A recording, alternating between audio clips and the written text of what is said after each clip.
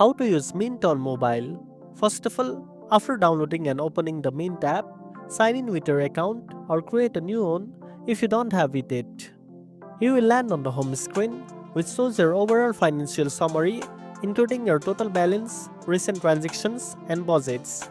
Next, link your bank accounts, credit cards, and other financial institutions by going to the Accounts tab. This allows Mint to automatically track your spending and income in real time. All your transactions will be categorized automatically, but you can edit categories if needed for better tracking. Then, head to the budget section to set spending limits for different categories like groceries, dining out, and entertainment. Mint will notify you when you are close to reaching your budget, helping you control your expenses. You can also use the goals feature to create savings targets, such as building an emergency fund or paying off debt. The app will track your progress and remind you about upcoming payments or deposits.